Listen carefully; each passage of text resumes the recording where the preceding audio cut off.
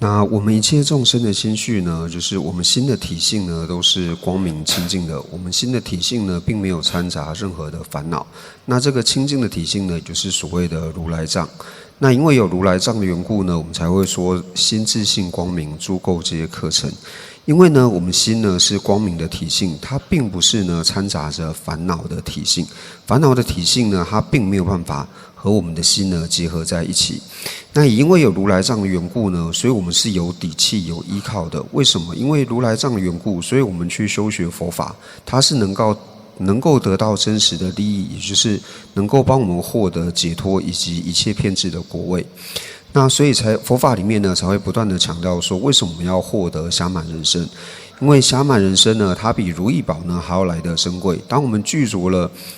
8种无暇，具备10种圆满的人身的时候呢，那无论我们想要承办解脱或者是一切遍智呢，那都是可以得到的。所以虽然平常呢，我们会跟诸佛菩萨呢来做祈求，但是菩萨呢，并不是只是我们祈求的对象，而是我们自己呢也能够承办菩萨的这个位阶，所以我们心绪当中呢是都能够升起悲心以及菩提心的，所以这也就是为什么呢我们要修学佛法的缘故。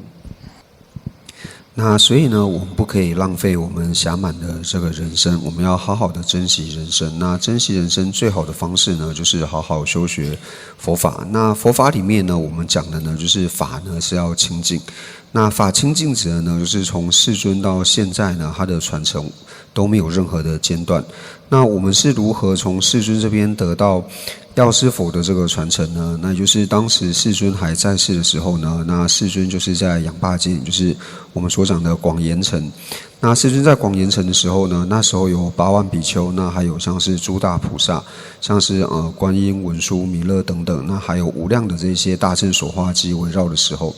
那大家聚集在一起呢，就是从一开始、中间乃至于最后呢，就是不断的行善。那最后的时候呢，文殊菩萨呢，他就起来，然后向世尊顶礼3拜，然后供养之后呢，请问世尊。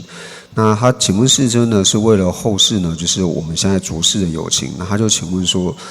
在后时、后分、后500岁的时候呢，那这些所化机有情呢，他们该如何行持佛法？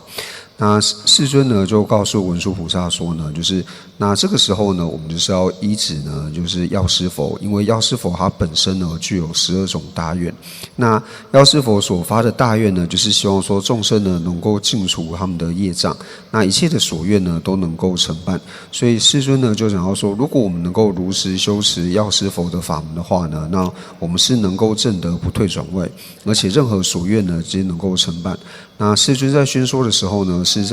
本来呢是在定章中，那所以由初定之后呢，就述说了药师佛呢所发的12大愿。那药师佛呢会发这样子的大愿呢，就是他是为了我们呢而发的。那也因为这个缘故呢，我们如理去行持药师法门的话呢，那能够得到大加持，而且能够快速得到加持。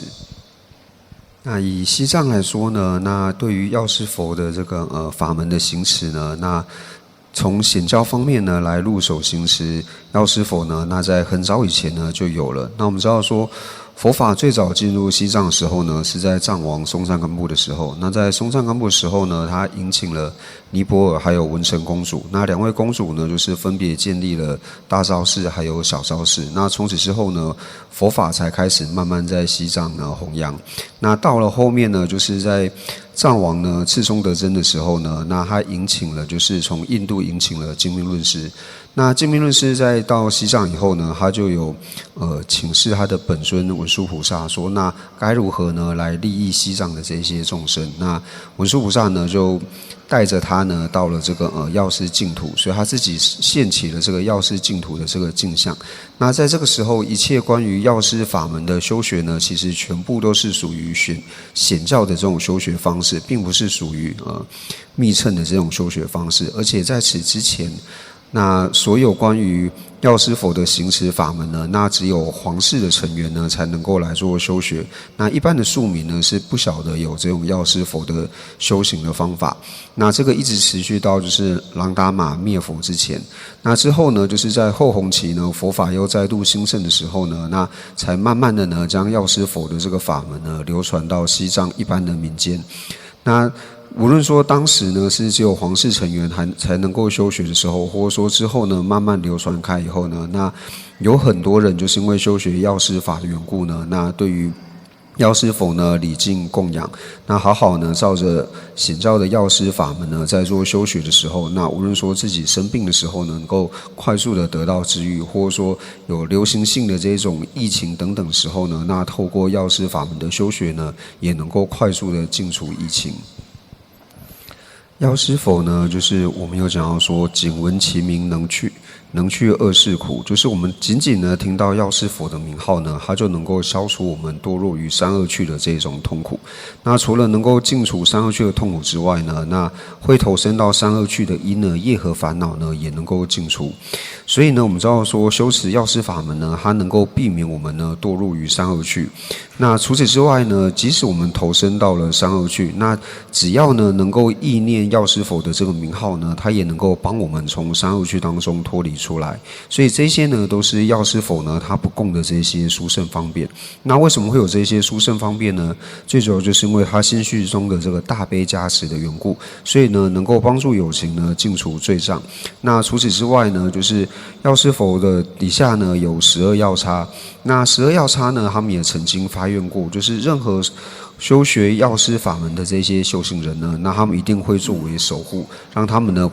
不会受到这些人及非人的障碍。那除此之外呢，我们自己修学药师佛呢，不仅仅是说我们自己能够得到好处，我们的父母亲友等呢，那一切呢也能够因此而获益。所以修学药师法门，并不是只有说今生能够得到安乐，乃至于说来生呢也能够为我们带来无尽的这些好处。所以我们在意念的这些功德之后呢，那心绪当中呢就要先持说，因为药师法门具备这样子的功德，所以为此呢我要来修学随取法，然后呢而此来做祈请。